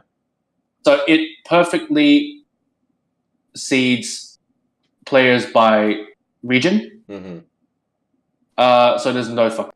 And why this came along, why Ziggy decided to make this? Yeah. Now I'm going, like, it's been a number of years now, and it's because of Shadowless Showdown. Mm-hmm. I forgot which year. Brackets were very obviously, Ant-Man, don't say anything. I don't want to hear your side. Because just go through it. Because at that year, there were, I don't know, like 8 pools for Street Fighter 4, whatever. And it was very obviously skewed towards a particular state. Yeah. And we had internet too. So that year we had 3 players from Hong Kong. All 3 were in the same pool.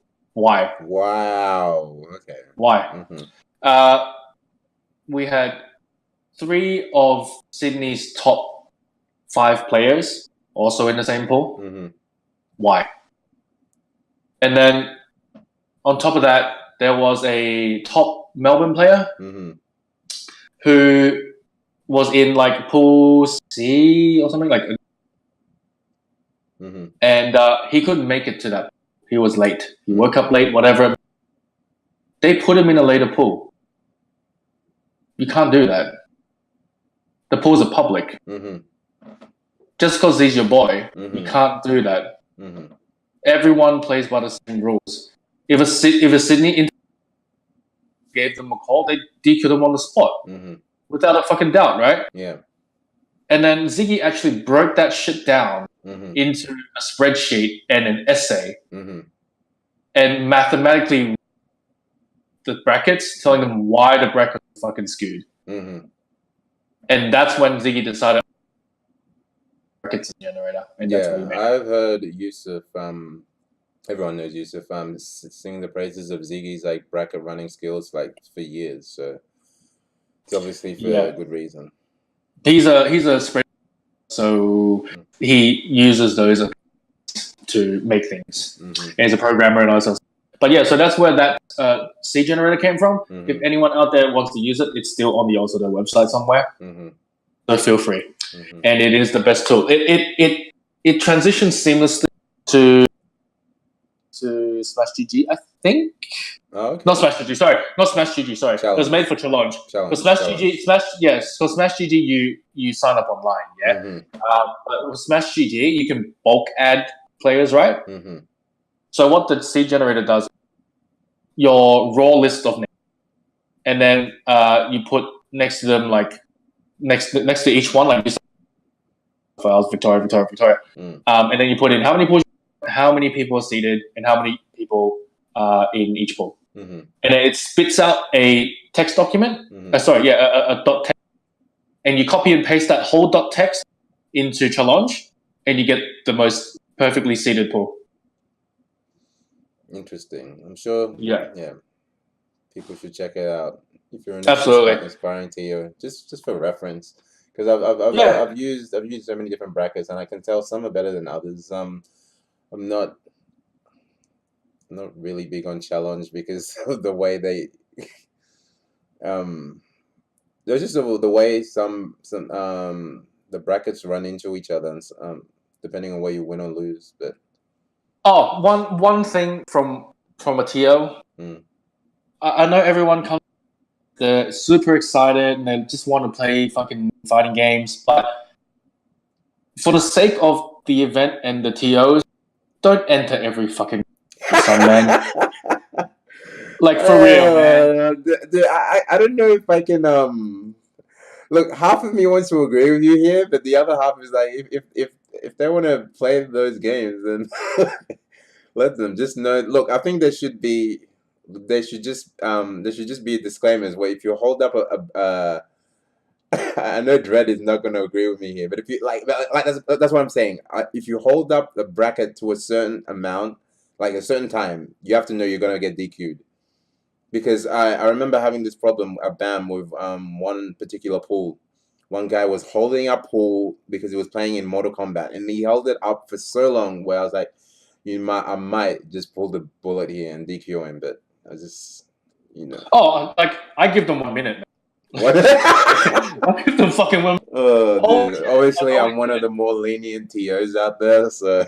Okay. There's one thing I want, which people probably have given me flack for. Mm-hmm. I didn't DQ Daigo. And I'll tell you guys why. I didn't DQ Daigo. I'll tell you why. Right. Because Daigo asked me what time his pool was. Mm-hmm. I gave him the wrong information, and then he was sick. Okay. I gave him the wrong information. Mm-hmm. It's fair to DQ him because of my mistake. Yeah. Uh-huh. That's fair. So his pool was 1 hour than the one I told him. Mm-hmm. So that's why, like, he was late. Mm-hmm. And people were like, why didn't you DQ? That's the official explanation. Mm-hmm. That's actually what happened. Well, there you have it, ladies and gentlemen. But anywhere else, like, I DQ'd in a minute, man. Mm-hmm. I'll shout your name out on the mic. You gotta fucking pay attention, man. Like, Mm-hmm. because at the beginning of each pool, I do a roll call, right? And you're playing. I'm gonna say CBC, but the thing is, with my example is, there are, like, negligence is one thing. Like, if people aren't there and they don't give me warning, I will side with you 100%. You 2 minutes, 3 minutes, and like if we're short for time, you're getting DQ'd. When it comes to an issue of games clashing, then like I see your stance on why you don't want people to enter every single game. Then it's like a little bit of an issue, because I know someone has come to me and is like, look, I'm playing in another game here. I know I'm supposed to be up. Just wait. And I'm like, okay. So on that. So obviously, to minimize problems, mm-hmm. just don't enter every single fucking game, right? No, that's not the crux of it, but mm-hmm. that's very obvious reason, right? Yeah. Secondly, mm-hmm. Smash GG actually tells the TOs. No, yeah, 100%. Right? Smash GG tells you if there's and it's on the TO mm-hmm. to minimize those classes as much as possible. It's never going to be 100%. But no, it's never going to be 100%. It's never going to be 100%, but you can minimize it as much as you can. So if you, as the player, know that your class pulls, mm-hmm. let your TO know. And the TO should manage your expectations and say, look, if your match is up and I don't, because you're playing something else, mm-hmm. you got to pick which one you want to prioritize. Because I'm not holding up a 700 man event for you. I see where you're coming from. I see where you're coming from, and that's fair. And given an instance where we are short for time, then I will have no problem DQing someone there. But if we're like ahead of time, and I might show a little bit of leniency, but yeah, absolutely. Yeah. But yeah, there's that. Yeah, that's fair. Oh, we'll round up with the questions since we seem to cover everything. So yeah, Dread. Yeah, I'm still. No, I just don't have time, man. Like I got some side projects happening as well. Mhm. I just don't have time. I got work, new job started, new girlfriend, all that sort of stuff, all that good stuff. I don't know. The game doesn't interest me that much anymore. But nothing a lot, to be honest. What I got a couple of questions that I usually ask guests. If we don't get enough from the chat, what has been your most heart-wrenching loss in the FGC? If you're in your FGC tenure, like the loss that you remember the most.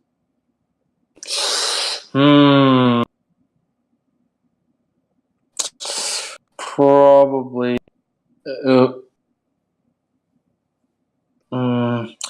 There's two that come to mind. Yeah. There's two that come to mind. Mm-hmm. First one is not a third track one. Mm-hmm. It's a Street Fighter 4 one. Okay. And it's for a tournament that many of you probably didn't even know I played in. Some of you guys, especially a Tekken crew now, might know of IES. Mm-hmm. So I think 5 years ago. Oh, I remember this story. Yep. I think let's go. Yeah, I played in a tournament called IESF. If you don't know what it is, I'm explain it. Look it up. Yeah, no, it literally just happened this weekend. Oh, this couple of days ago. But yeah. Yeah. So 5 years ago, for Street Fighter 4, and it was a 16-man bracket. And how they do the by lottery. So they have like a dinner gala thing. Everyone's sitting at their table with their country teammates, and then like bald dude with glasses on the stage in the suit pulls out country flags out of a hat, basically, right? Yeah. And this is Street Fighter 4 we're talking about, yeah. So the top contenders of that particular year, we had Infiltration Korea, we had Veggie from Norway, number one GIF in Europe. We had Yagami from Sweden, number one Rolento from Europe, and then myself and a bunch of fucking nobody European countries.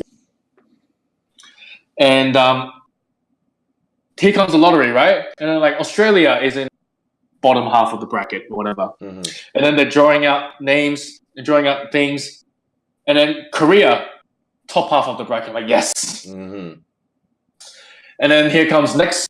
We got Veggie from Norway, top half of the bracket. Oh, yes! Wow. Sweden, top half of the bracket. Fucking jackpot, right? Fucking jackpot, right? They're just gonna kill each other, right? And then I'm gonna get a free ride to grand finals, right? It is a double elite bracket. And then in my bracket, there was the first round time in a country called Azerbaijan. Look it up. It's in between Turkey and Russia. Super rich oil country, like. Anyway, so that guy was the worst Street Fighter 4 player I've ever played in my life. He would do empty jump ultra. I don't know what the thought process was. But, so that's how he lost to me. He did empty jump ultra. And then second round, I had to play. I don't remember what. And then. What happened was Infield was fucking around first in the second round. First round bracket, Norway beat Sweden. And so that's one. Then Infield fucked around in the second round, right? And he lost to Jabroni 25, whatever country, Finland or some shit, right? Yeah. And he went to losers bracket. And then I had to play against Russia or Belgium. I played Belgium, and this guy played Guy, and this guy played Guy. This Belgian, and in casuals the previous night, I was wrecking him with every character like 10-0, 10-1, 10-0. Oh, this is gonna be free. I fucked up and went to losers bracket, and that was probably the hardest loss for me because we eventuated to become I ended up playing Veggie Zangief in the losers bracket. Oh no. With Yun, that's a horrible matchup, right? It's probably a bad matchup for Sagat, us heavy weapons. Yeah. So I have a pocket Chun-Li, which I practice a lot for this matchup with After Death. Yeah. And I actually beat him 2-1, which is great. And guess what I had after that? Infiltration. Oh no. Oh no. And then I got bodied by Infiltration. And what makes it worse is because of that positioning where I was, I came fourth. If I had beaten the best, I would have been in winners final. And I would have guaranteed top 3, right? Along with some prize money. Yeah, that loss against the Belgium guy was a $2,000 loss USD. Oh wow! Oh wow! That's an expensive loss, man. That's a fucking expensive loss. That's an expensive lesson. Oh. And it fucking Infield didn't fuck around with evil. Still would have been fine in the bracket. Just fucking dickhead. Anyway, so that's the Street Fighter 4 one. Third Strike. The heaviest loss I've ever had was Cooperation Cup, I want to say. The year that I played. It was teamed with a lot of strong players from Japan, so I usually not with my friends in Japan. Yeah. And they're all like top Tokyo level, like top level in Tokyo and stuff like that. And yeah, so what happened was I was playing against them, and Cooperation Cup is you lose, you get off, teammate comes in. Yeah. I played first because I was scared shitless, and they're all probably stronger than me anyway. I played first, and I played against a Makoto. And I was winning. Until like last round, I ate one command throw and I died. Oh wow! Yeah, for those who don't know, kill if you land a command throw. So she combos into Super 2, the Abare Tosanami, and she can do a not easy but not extremely difficult combo, which guarantees 100% stun on most of the cast. And then you have you have the second meter, and then Super again, and then they're pretty much. So I was doing so well, and it was my operation, and I really felt it when I lost. I really, really felt it, and yeah, like I felt like I left my team. Like I feel so much pressure playing in tournaments recently. I don't know why for Third Strike. I just don't play well. Yeah. Like I don't really care when it comes to OHN because generally speaking, it's usually not all the time. Usually just me here in grand finals anyway. Yeah. And it doesn't feel like a competition because it's just my training partner. It's just like, yeah, like it's just another set for us. GG. Set. Yeah. Just another set. GG. But playing in Japan, like I traveled there to enter, and losing so carelessly, it really, really hurts. Like that was one thing. I really felt like I let my team down because they could have teamed up with someone much stronger than me. Yeah. Like because they're friends with me, they teamed with me. I just felt like I've lost tournaments in BAM, OHN for Third Strike. Didn't really bother me that much because I know like the players that I play with a similar level to me. Yeah. And around me are similar level. I feel pressure when I play in Australian tournaments because people kind of have an expectation of me to do well. And that's a different type of pressure from, say, a tournament and getting tournament nerves, right? I don't have tournament nerves. I just feel pressure, if that makes sense. Yeah, I get that 100%. But yeah, like the Cooperation, the most recent, like, tough loss for me. I know it's hard to relate. I don't know if it relates to something that specific, but because Third Strike means so much to me. No, I 100% feel that. So yeah, so any questions? I think that's pretty much it, my dude. We're at the 2-hour mark, so awesome. Yeah, we might. No, we did good. We did good. No, we did good. There will be other future podcasts. Whatever you can get over off your chest here, you can do on another one. Yeah. Yeah, ST's fine. I might ST, but it is another game that I feel like I'm using it. Yeah. So yeah, you want to have a take-home message? Being I think you kind of half gave one mid-podcast, but now that we're ending as a format, President, Head Honcho OzHadou, just for the people, take home message, and give some shout outs if you want. Yeah, so take home message is support the community, no matter how the TOs and the community organizers will thank you from the bottom of their heart. Okay. Like even if they don't say it, for anyone that's ever attended one of my events and had fun, I thank you very much. And if I've ever shouted at you, I meant it, so you probably deserved it. You probably fucking deserved it. Ain't that the truth? You probably fucking deserved it. But yeah, so if anyone wants to hit me up about fun, no matter what game, obviously Third Strike is the preference if you want to look. I'm on Twitter at Genxa. My Twitch is also Genxa.